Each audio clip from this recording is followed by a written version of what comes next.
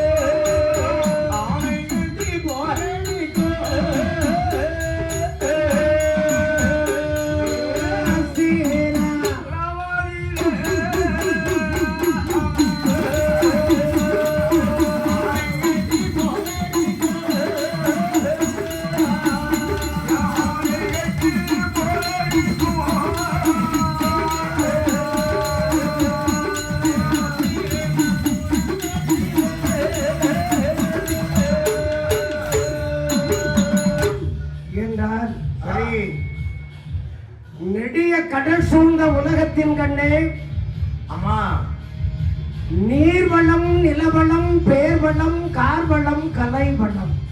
சரி. ஒரு நாடு, ஒரு வீடு, ஒரு கிராமம் செழிப்பா இருக்குன்னா, ஆமா, முதல்ல அந்த வீட்டுக்கு என்னது தேவை தெரியுமா? அடிப்படை வசதி. என்ன வசதி? வீட்டுக்கு தேவை தண்ணீர் வளம் தேவைப்படுகிறது. ஆமா, அந்த தண்ணீர் வளம் வீட்டுக்குள்ள இருந்தாலே சரி. பெஞ்சாதி சிரிச்சுக்கிட்டே அனைவன் மினுக்கிக்கிட்டு, ஆமா, வீட்டுல தண்ணி ஒரு நாளைக்கு 3 தடவை முங்குவா. ஆமா, அப்ப அவளுக்கு ஒரு குறையிறாது. இருக்கா இல்லையா? இந்த தண்ணீர் வளம் தேவையில்லைன்னு வச்சுக்கிடுங்க, முடியாதுன்னு வச்சுக்கிடுங்க, உப்பு தண்ணி இருக்குன்னு வச்சுக்கிடுங்க, ஆமா, சுத்தமா மூஞ்சி காஞ்சி போயிருவா. பிறகு சும்மாவா? ஆமா. அப்புறம் நிலவளம், சரி. பேர் வளம், ஆஹா, கார் வளம், சரி. கலை வளம் என்று சொல்வார்கள். ஆமா, இன்னைக்கு எத்தனை செல்வங்கள் இருந்தாலும் ஆமா, பேர் சொல்றது பெண்கள் தானே. ஆமா, பெண் கிளைகள் பெரிய கிளைகள். மனைவி அமைவது இறைவன் கொடுக்கிற வரம்.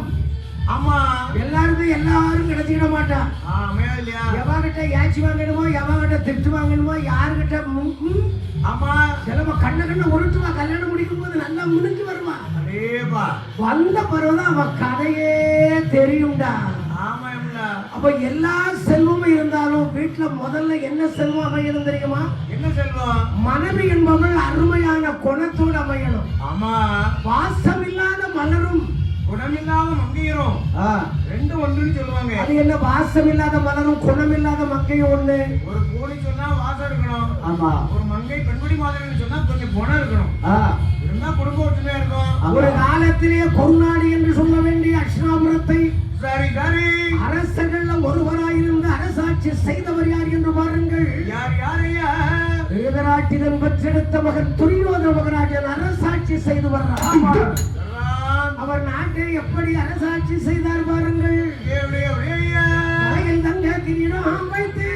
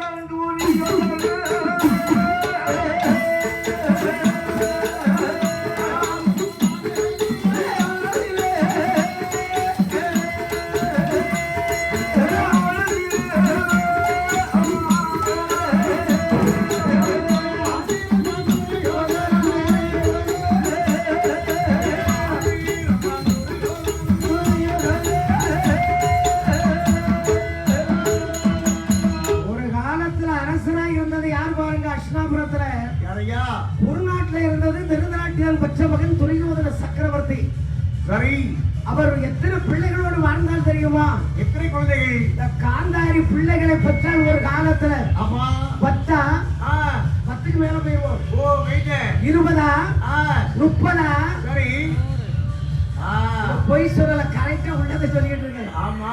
வயிற்றுல பெற்ற பிள்ளை, அடகாத்து பெற்ற பிள்ளை. அந்த மாதிரி கடைசியில கேட்டாங்க, அடகாத்த மோகனே அடகாத்த மோகனே, கடைசியில ஏதாவது ஒரு குறை பெண்கிட்ட வந்துடும்.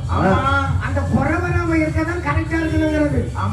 40 50 80 90 101 பிள்ளைகளை பெற்றிருந்தா. 101 பிள்ளைகளை பத்தி எப்படி ஐயா அந்த பிள்ளைய வளர்த்தான். ஆமா அப்ப நம்ம வீட்டுல கூட 11, 12, 15 இருக்கு. ஆமா ஆமா நம்ம பக்கத்து ஊர்ல சமீபத்துல சரி 18 பிள்ளை 20 பிள்ளை பிறந்த வீடு இருக்கு. ஓஹோ நீங்க தான் இந்த 1, 2 பதிக்கிட்டு ஒதுக்கிக்கிட்டு ஆமா மினுக்கிட்டு அலையிறிய. ஆமா பிள்ளைய பெத்தவளுக்கு தான் தெம்பு இருக்கும். ஆமா 1, 2 பதிக்கிட்டு ஒதுக்கிட்டு போறா பாரு, ஆமா அவளுக்கு எந்த டேஸ்டும் இருக்காது.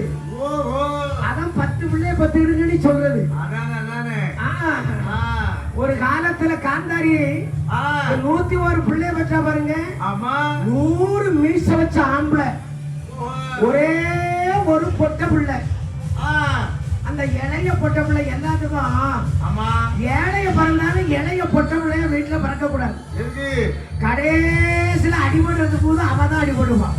ஓஹோ மூத்த வார்க்கடைய மூத்த அக்கா ஆமா முதலாவதே கட்டுப்பட்டு 6 பிள்ளை வந்துட்டு அலைவான். ஆமா அவளையும் சுமக்கணும், அவ அக்கா அவ பெத்த பிள்ளையும் சுமக்கணும். ஆமா மச்சான் இருக்காரு, மச்சான் ஆமா மினிக்கி மானங்கிட்ட மச்சான். ஆமா